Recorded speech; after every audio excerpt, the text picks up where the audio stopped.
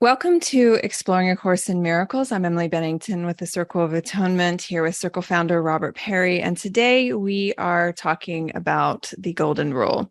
We are most likely all familiar with the Golden Rule, which is treat others as we would want to be treated. This is a topic that has permeated across our culture for millennia, and it shows up in the Course as well. So we always like it when that happens because it gives us juicy things to talk about. Robert, the Golden Rule is traditionally associated with Christianity because in Jesus's Sermon on the Mount, he says, do unto others as you would have them do unto you, right? That's where we typically think of the Golden Rules coming from. Yes, one of his most famous teachings. Yeah, but in the research that you and I have done on this topic, it's interesting to note that the Golden Rule actually predates Jesus by about 1,000 years and has roots in so many other spiritual traditions besides Christianity, right? Yeah, many of us have seen those lists that have been circulating for decades of the Golden Rule in these various religions, but it's more widespread than I thought. It goes back so far.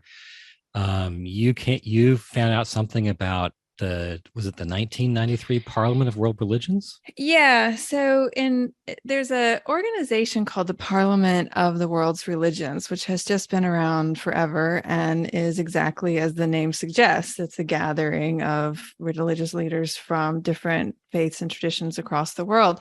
And in 1993, the Golden Rule was adopted by 143 of these religious leaders in what they called a declaration towards a global ethic. And I just thought that was really, really interesting because getting religious leaders to agree within their own faiths is hard enough.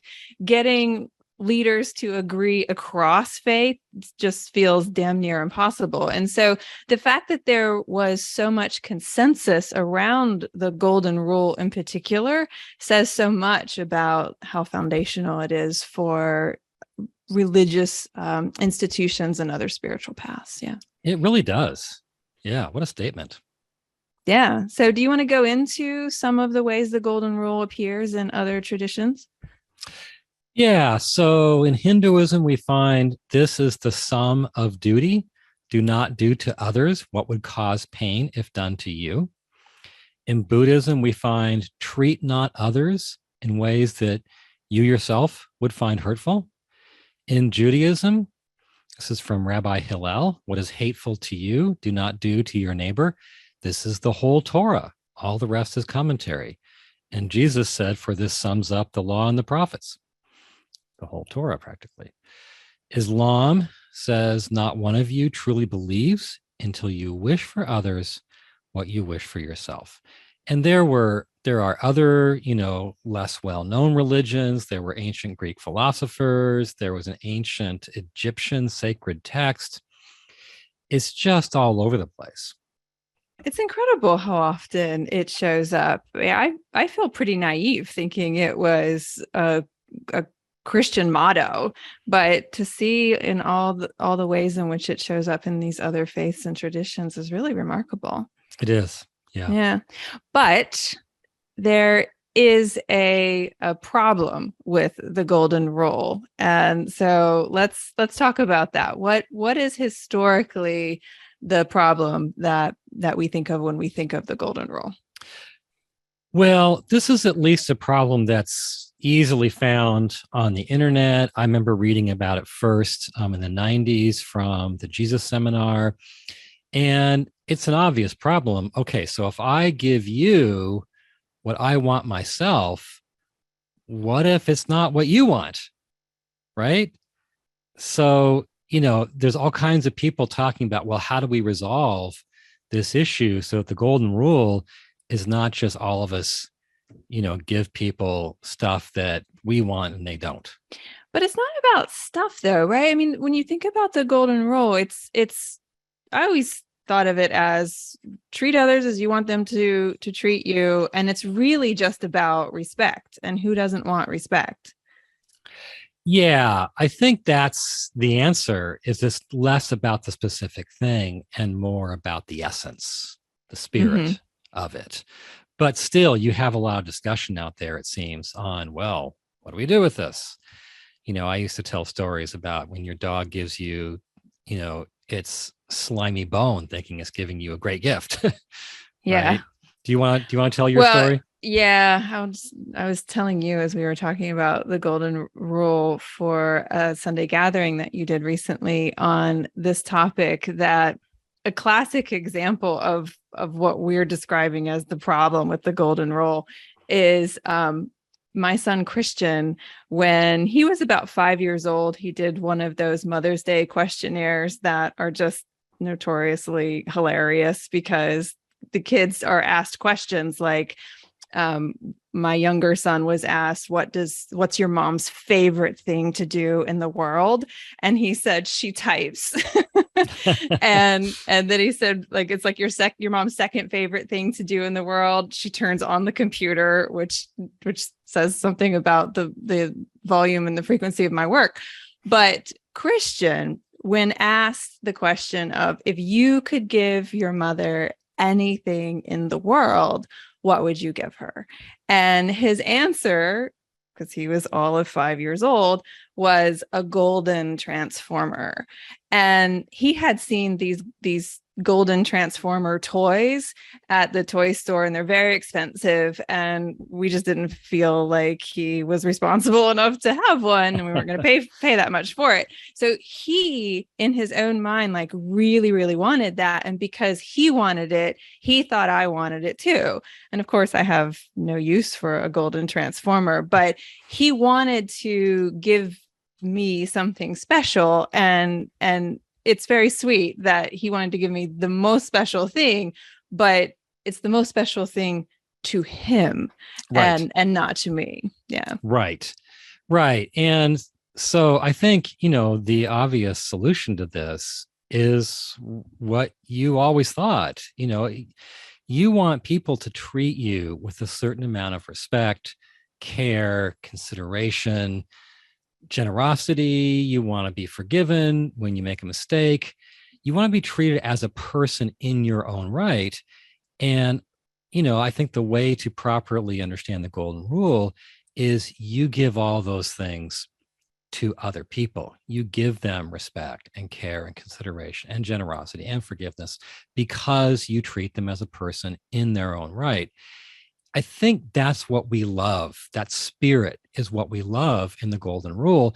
And I think that the idea that you just give them a golden transformer because you want it, it's a trivialization. It's a misunderstanding of I think the real spirit of the injunction. The golden rule is one of those things that sounds really good. We hear it, we immediately understand what it means, and it feels good. It's like, oh yeah, that's right. It feels like it rings that bell of truth. And Mm-hmm. yet we don't live up to it all that often. And we know that we don't live up to it, because if we did, we would have a completely different world. And Yeah. the reason why we don't live up to the golden rule, do unto others as you would have them do unto you, is that we have double standards. We do unto others that which we would never want them to do unto us. And so let's talk about how these double standards show up in society and in our interpersonal relationships. Yeah, I think double standards is something that could get a lot more attention. If you think about it, a double standard basically it says your rights are not the same as mine. You don't have as many rights or as much on that level as I do. And that is the opposite of the golden rule. So, we have societal double standards, and you see them everywhere. And we have personal ones as well in our lives. So, we came up with a couple societal ones. I don't know if you wanted to share those. Yeah, so double standards in society are everywhere, Dime a but dozen. yeah, but two that came to mind for us is the double standard when it comes to women in leadership. So I did a lot of work around women's leadership in my career before I came to the Circle. And so I got really entrenched in this particular double standard where if a woman is assertive at work and is direct in what it is that she wants, she's called bossy, whereas, and worse. And the men who do the same are called authoritative, and they have great leadership potential, and they fly up the ranks. And that is just a clear double standard in our society.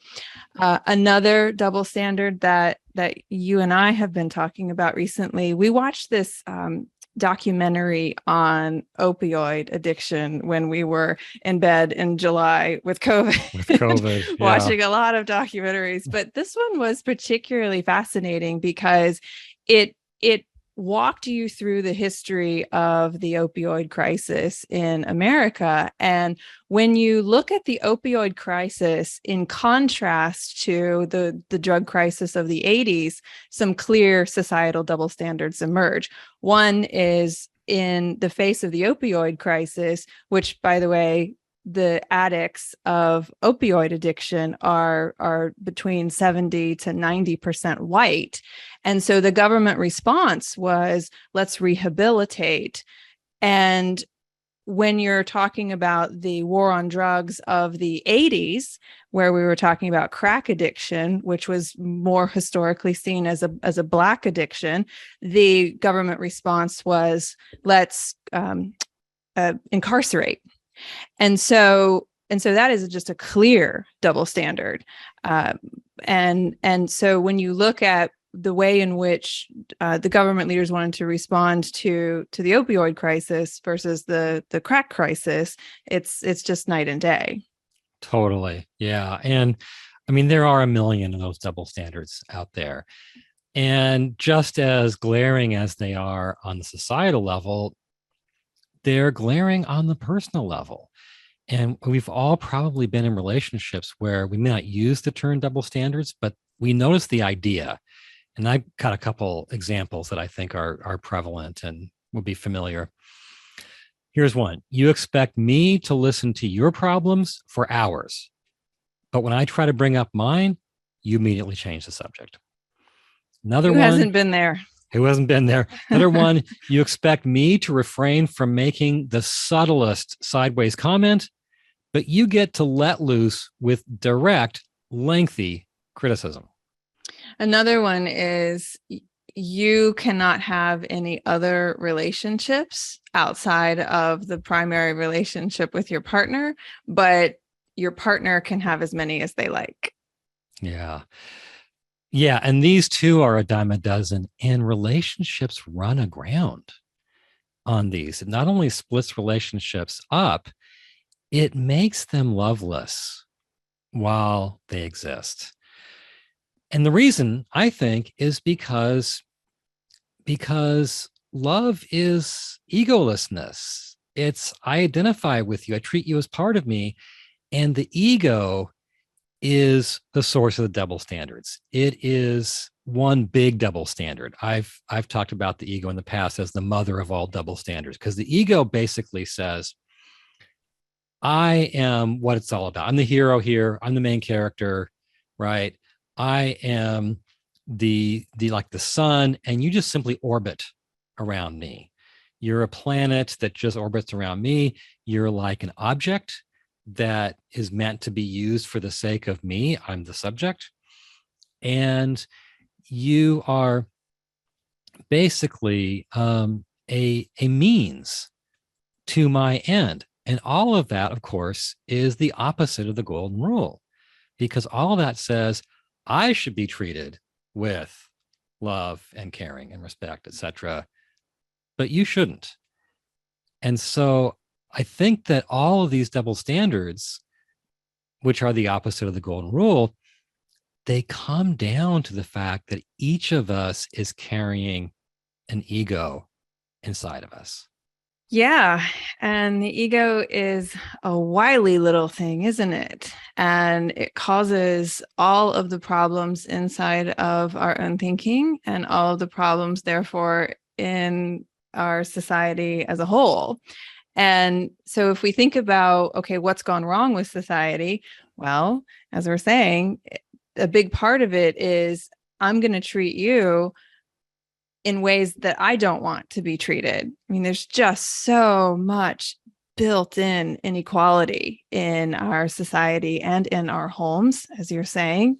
And so if the cause is the ego, then the solution should be the reversal of the ego, like getting the ego out of our relationships, right? Yeah, and that's what I think is so beautiful about the golden rule. Yes, it's simple. Yes, it's universal, but it's because there's a recognition in all of us that the solution has to be stepping outside the ego. The ego says, I'm the star, you're just a bit player. The solution has to be something where it's a level playing field where you are accorded everything that I want to be accorded. So the golden rule basically says, you matter just as much as me. You are not just an object circling around me as the sun, you are your own sun.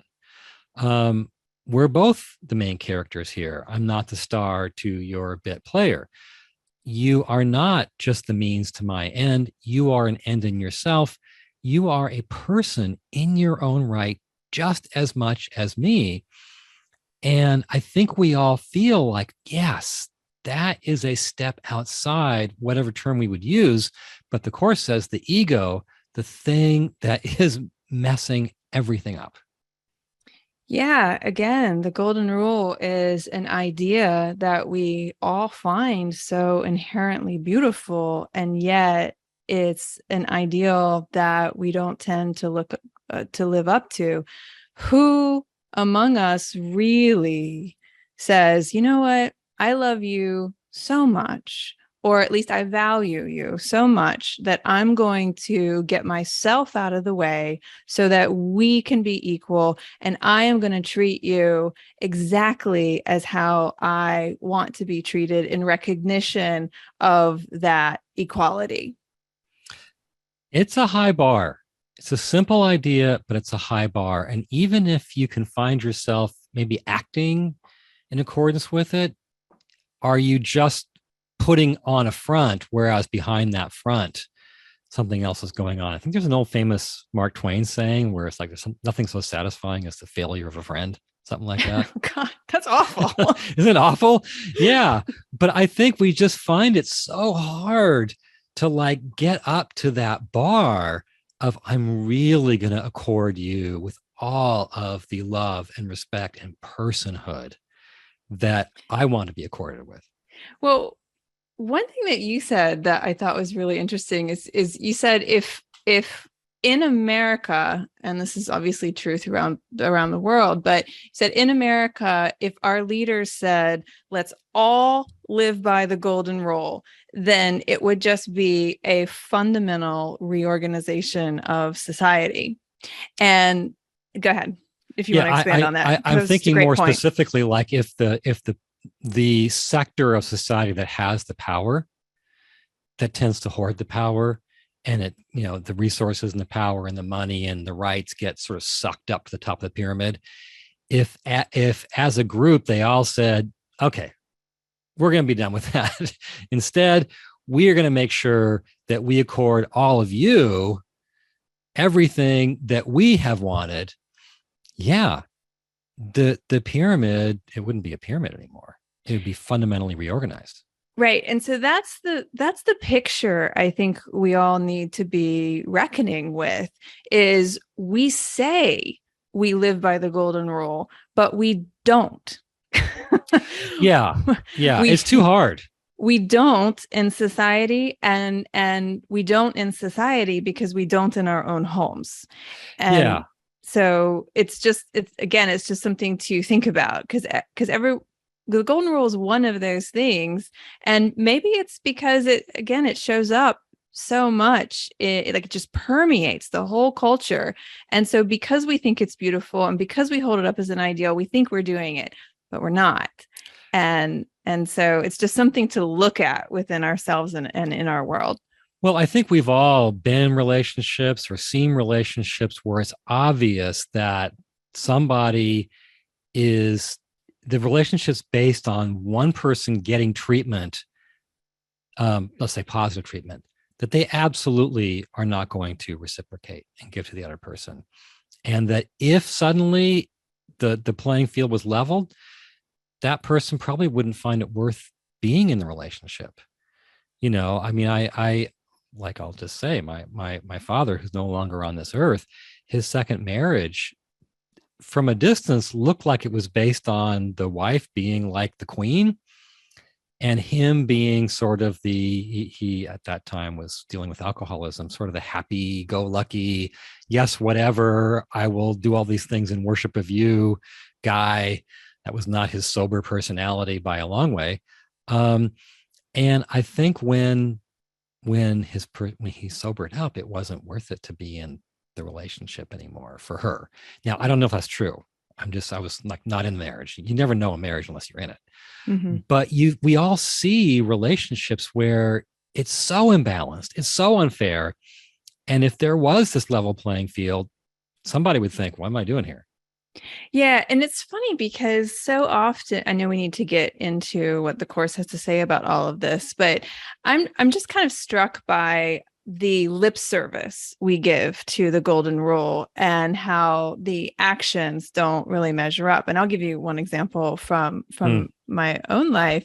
I was talking to a friend recently who works for a big multinational corporation. And I was saying to him how much I appreciated that when a position was open in the company, that it was a company policy that it had to be on the website, and anyone and everyone, assuming they met the minimum requirements of experience, could apply for it. And I just thought that was just a very egalitarian way to approach job openings. And he said, well, actually, we've stopped doing that. Now we do that and succession.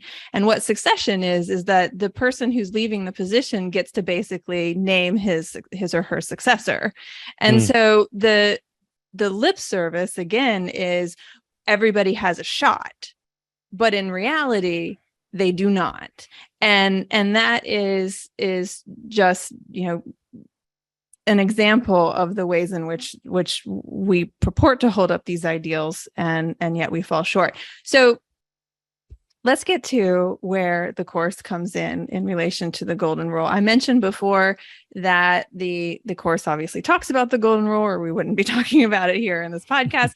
There are 6 references to the golden rule. All of them appear in chapter 1. Is that correct? Yeah, they all appear where he's laying down the foundation of what miracles are. And the golden rule is then related to that foundation. And it's also interesting to note that there are 6 references to the golden rule in the CE. There are only 3 in the FIP, and so 3 more have been restored in the CE version of the course. And there was also additional editing. Some of the really vital teaching on this, unfortunately, got edited out. It's juicy stuff that got cut. So it's really juicy stuff. Yeah. So it says the golden rule, this is a quote, the golden rule is the order for appropriate behavior. That's big. And basically in that very same part, following the golden rule is equated with miracle giving. Remember that, especially in chapter 1, miracles are expressions of love. They're outward interpersonal expressions of love. And so that's equated with the golden rule, which means if you're following the golden rule, you're giving miracles in the core sense of the word. If you want to give miracles, follow the golden rule. So just quickly, miracles in the core sense of the word for anyone who is listening and isn't familiar with that term. Miracles in the course are expressions of love. So that's the main meaning. Yeah. Mm-hmm. Yeah. Mm-hmm. Especially in chapter 1, when the whole thing is, the foundation is laid, where they're talked about at great length. So the course calls the golden rule the order for appropriate behavior. So what does that mean? Well, it means, I mean, that's basically he's just saying, I affirm the golden rule, because the golden rule, a rule is a guide you follow for behavior, for conduct. And just call it golden is just to say it's like the most precious, priceless one, or it's precious and priceless. So the whole notion of the golden rule is that it's the order for appropriate behavior. It's what you should follow as your guide for behavior. So he's just affirming what it is. So the course also says that you can't behave appropriately unless you perceive correctly. So can you talk about that in relation to the golden rule? Yeah, and that comes from that comment, as you know, comes from this discussion in chapter 1 of the golden rule.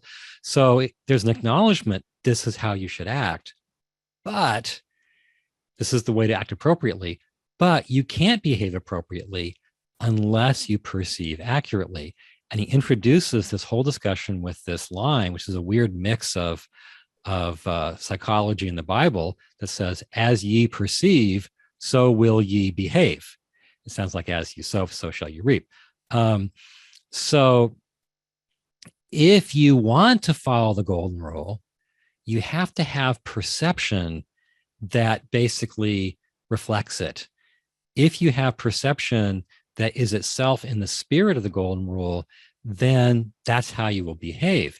If you don't, then either you won't follow the golden rule, or following it will be a strain, something you do occasionally. You pull yourself up to, and you get there in the moment, and then you kind of sink back in exhaustion, or you'll just have to fake it. You'll have to act like, oh, I'm so happy for my friend's success. Yes, I really love it. God damn them. Unless you have the perception undergirding If you're Mark it. Twain, you're thinking that. Mark Twain. Right. So unless you have that perception undergirding it, it's not going to happen behaviorally. Not really. Yeah, you just led a prayer gathering about an hour ago, and there was an idea in that prayer gathering that makes so much sense in connection to the conversation that we're having right now. In the prayer gathering, we're praying for others, but in the course, we're not praying for the change to their external circumstances. We're praying for the healing of their mind, in the understanding that if you don't heal the mind, then those external circumstances won't change for the long term or with any kind of permanence. And so if you don't get to the cause, then you can kind of deal with the level of effect, but whatever happens at the level of effect is just going to be temporary until you get back to the cause. And in this case, the cause is how we perceive. And Right. so much of how, again, I mean, I think I feel like I'm reiterating what you're saying, but so much of how we consider the golden rule is related to behavior. It's what you do unto others as you would Right. have them do unto you. But until you get that perception right, you can deal with it at the level of behavior, but it's never going to be as good as it is when you go back to the cause, because you can keep making behavioral changes, but at the same time, they're not going to stick until you change your perception. Right. You'll have that shining moment where you did it. You acted by the golden rule. And it's like, oh God, I need like a 2-week rest after that. Yeah, I feel that all the time. I mean, I'm in a situation now where I'm really trying to like hike up to a spiritual place, we're spiritual students, we're trying to get this forgiveness thing. And I'm trying to get up there. But so much of what I find myself doing is just at the behavioral level. It's like, okay, I'm not going to respond to that email with any kind of negative energy. I'm going to be polite. I'm going to be kind. But it's hard. My perception isn't all Mhm. the way there. Right. And so I can send the nice email, but at the same time, the next one that I get is going to be triggering because my perception hasn't changed. And so I have to hike myself up again to send the nice email, right? So I can change things at the behavioral level, but until I see this person through the lens of love, I'm just going to be like struggling every single time I'm working on a message, you Right. know? Right. Yeah. We all know that. Everyone knows that. Mm-hmm. That situation.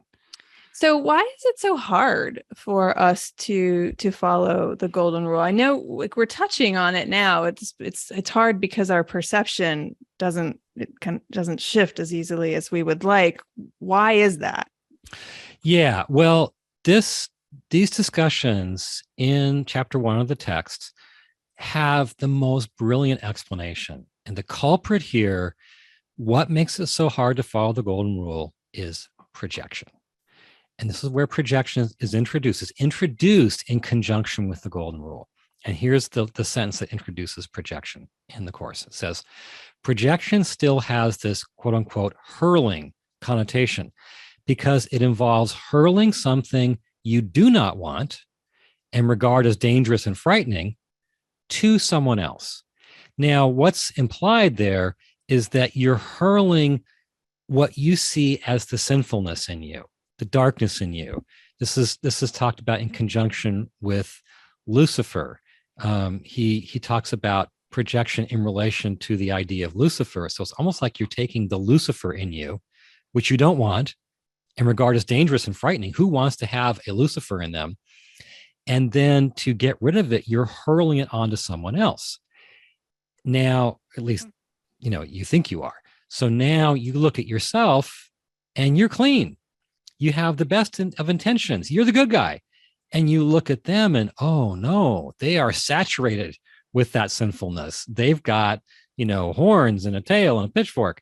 And as a result, you look at them and you say, whereas I'm pretty deserving, look at me, I'm so clean. You just aren't deserving. So given that you aren't deserving and I am, why would I treat you the same as I treat me? Wouldn't it be an incredible Herculean feat to treat you as well as I should be treated, given that you just don't deserve it? And there it is, right? Right. This Right. is There it why is. we don't live up to the golden rule. We think they don't deserve it. We're all the good guy in situation after situation surrounded by bad guys. And in that situation, how do you treat them the way you want to be treated? Yeah. Why would you even do it? Because it doesn't make rational sense. They aren't as deserving as you. Isn't that amazing? It's amazing. And it's genius. It's genius. So then he goes on to say, actually, that it's not just that projection sort of leads to actions that don't follow the golden rule. He makes what I think is the truly brilliant observation that projection itself is the opposite of the golden rule. So let me go ahead and read you the quote I just read and then add the next little bit onto it. So again, projection still has this hurling connotation because it involves hurling something you do not want and regard as dangerous and frightening to someone else. And the next words are, this is the opposite of the golden rule. And what he's saying, of course, is projection is the opposite of the golden rule. It doesn't just inspire behavior that's opposite to the golden rule. It's opposite. And the way he said it, you see exactly what he's saying. In the golden rule, you give them what you want. In projection, you're taking what you don't want, the darkness in you, and giving it to them. Obviously, giving them what you don't want is the opposite of giving them what you do want. And so that internal gesture of projection is itself the opposite of the golden rule. And so, of course, would lead to behavior that also is opposite of the golden rule. It's so good. It's amazing. Yeah. that projection is the opposite of the golden rule, because we're giving other people what we don't want. Right. We're giving them our judgment, our blame, our attack, our unforgiveness, and The Lucifer in us. the Lucifer. We're hurling that at them. And so doing unto others, we are absolutely giving them that which we don't want in ourselves. And it just, again, it explains so much as to why the world is the way that it is, because we do that every day, all day long, and then wonder why it's so insane here. Yeah. Yeah. And I just have to just pause for a moment and appreciate the brilliance of the course. My experience of the course is every page I am reading things that I can't read anywhere else. And they make such sense and they explain so much, but they've never been said outside these pages. And I think what's nice about this is a really specific version of that. The other day I was going through Google pages, page after page, of trying to find somebody else talking about this connection between projection and the golden rule. And the only thing I could find in terms of a connection between those two concepts was places where people say the danger with the golden rule is that as you're trying to do unto them what you want done to you, you project onto them your wishes and preferences. So the dog, so that your son is projecting onto, you, that you must want a golden transformer too. That's a completely different, unrelated connection being drawn between the golden rule and projection. This connection that he's drawn, I couldn't find anybody else observing it. It's hard to imagine anybody else making that observation, yet it's the kind of originality you just see everywhere in the course. Yeah, it's true. It's true. And I'm just thinking about just the power of that one idea alone. We've obviously shared so much about the course's wisdom, even in this podcast, but you don't have to get it all to appreciate the pieces. And this is one piece that if you're listening and you're just thinking, how much throughout each day do I give other people the very thing that I don't want to receive from them? How much of the language that I use with other people would I be deeply offended if it were turned back on me? Well, and more to the point, how much do I see them as the bad guy, whereas I'm obviously the shining good guy? If you're chronically seeing things that way, you're engaging in projection, which is the opposite of the golden rule. So what's the solution here? How do we get out of this obviously toxic pattern? Well, the solution is named absolutely directly in these discussions in chapter 1 of the course. We know that the solution has to be somehow the reverse of I take the sense of sinfulness I have in me and I hurl it onto you. But he says it outright. That's not the solution, because that's what we seem to think is the solution here. Yeah. I mean, we universally seem to think that. So what he says, if I just blame you enough, you'll change your behavior. That doesn't appear in the course anywhere. I'm still looking for that one, but so are a lot of people. you think the fact that never works would disabuse us of that, but we keep doing it. But we keep showing up to the plate and trying to hit it out of the park on that one. Yeah. So what he says is, quote, the way to perceive for golden rule behavior. So he's telling us how we have to perceive if we're going to do the golden rule behavior.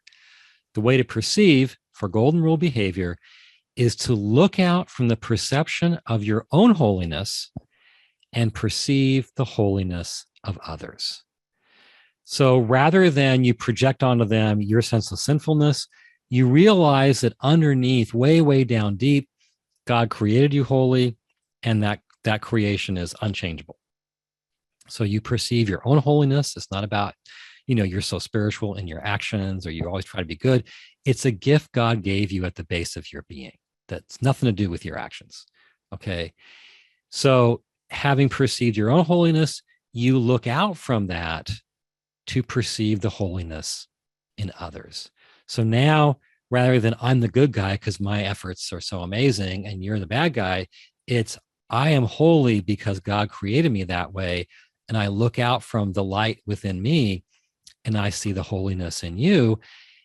And the reason that's the way to perceive, if you're going to behave according to the golden rule, is that now not only am I myself totally deserving, the holy are as deserving as you can get, but you are just as deserving as I am.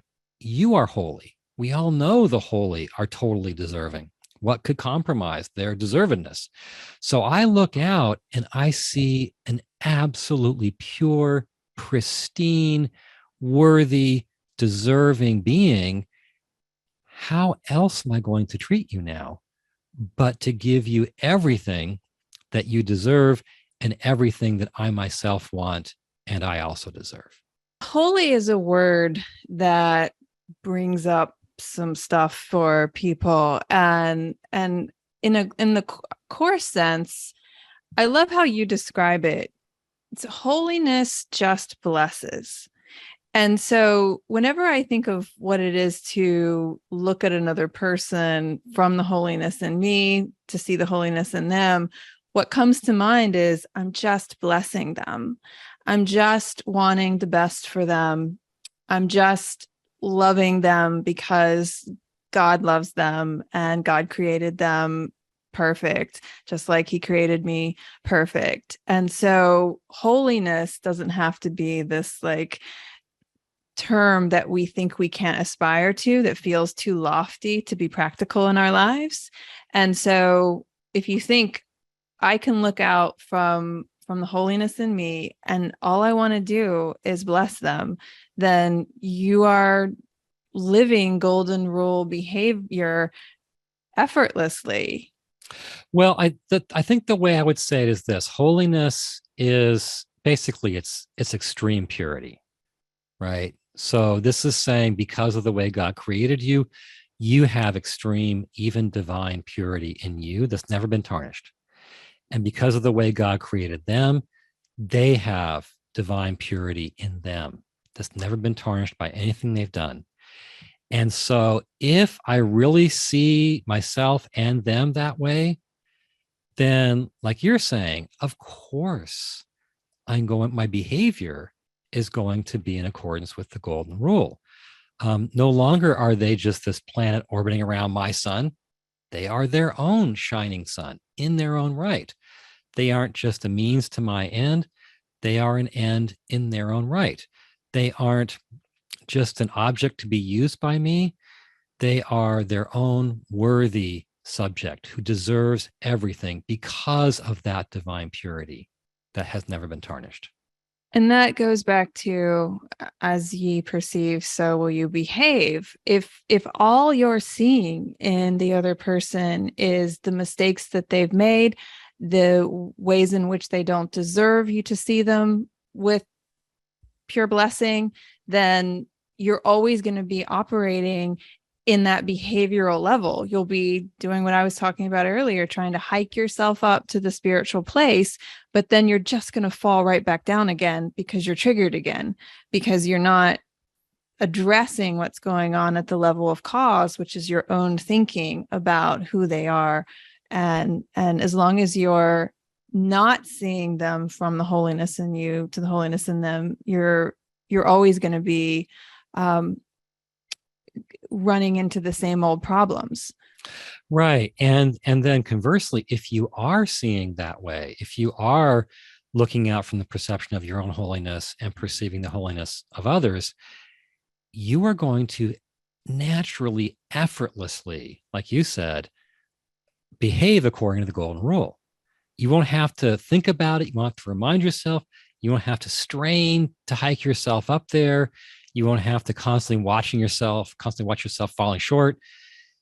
Every little thing you do will be golden rule behavior. There's this line that I love in the text that's much later that says, and nothing that the body says or does, but makes him manifest. Him is Christ, our true self.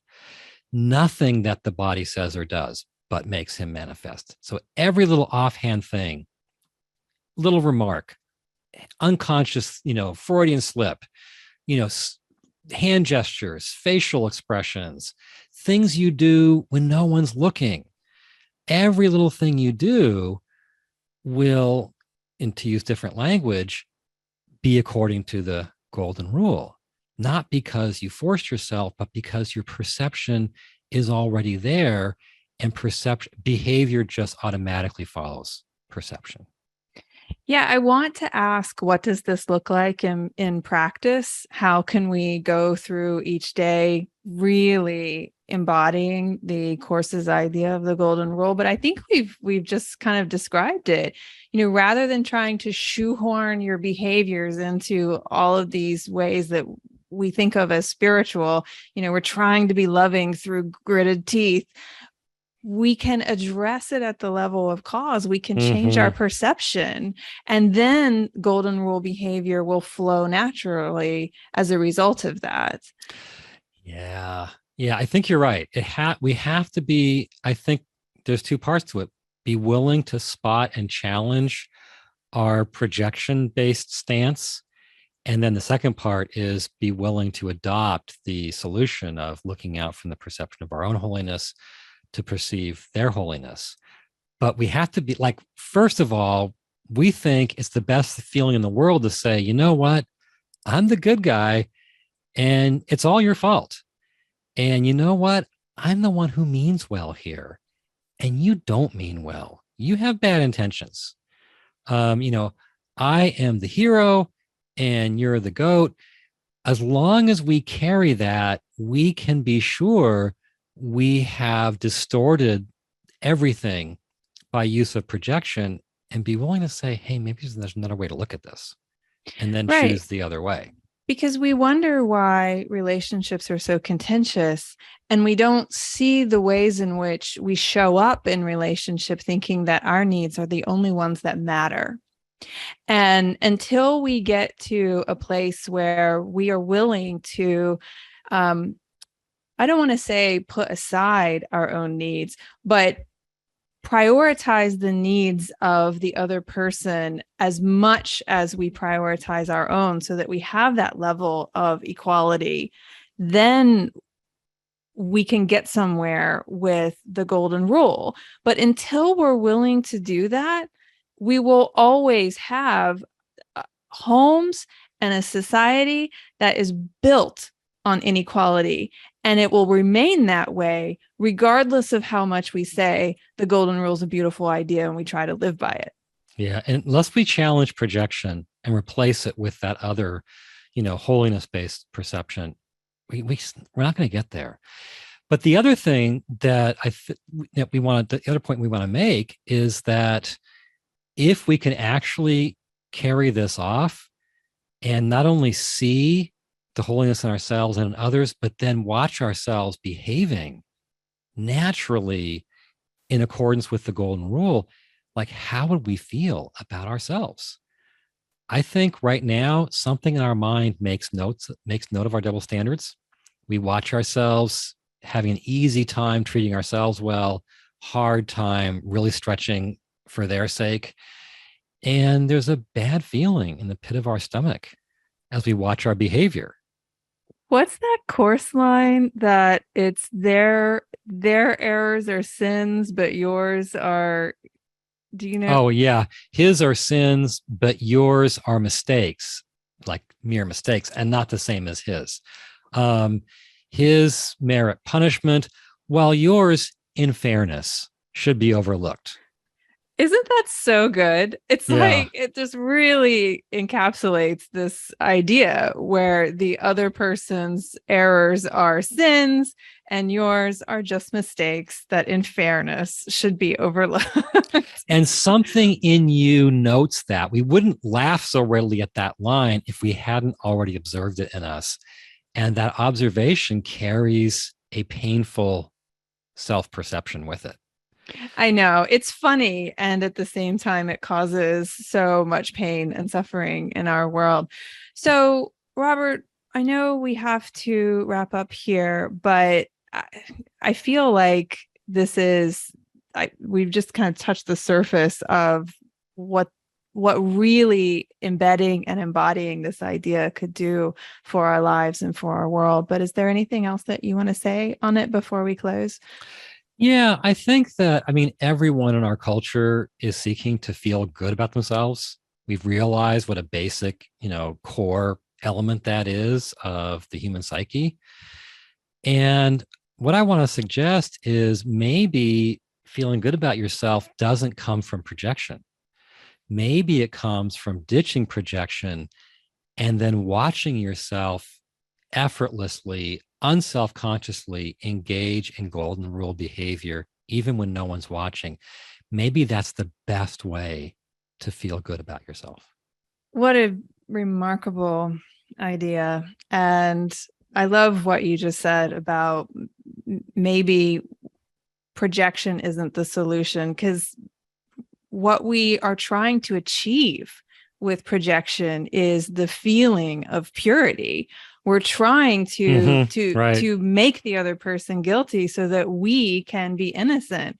And what if we just, from a place of recognizing our own inherent innocence and their own inherent innocence, behave differently towards them, treat them with total equality, which the Course says is upon what miracles rest, so that from a place of viewing them as equal, we can treat them with love and not try and hurl all of our stuff all over them, but hold them in the light that God holds them. And that's the thing that makes us feel pure.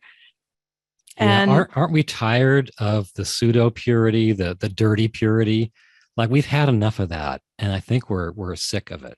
Yeah. So we can clean it out. All right, Robert, as always, great discussion. Really appreciate it, and appreciate all the work that you've done to compile I say all the work you've done to compile the teachings of the Golden Rule, but there's only 6. So it's not like you spent a ton of time on it. Yeah. But I do really genuinely appreciate the ways in which you find these ideas in the Course and shine a light on what the Course is trying to say about these things that we just can skim over, right? It's like, oh, the Golden Rule, okay, and then move on. But no, there's something really unique and wise here that we should pull out and incorporate. And so I value that about what you do. So thank you.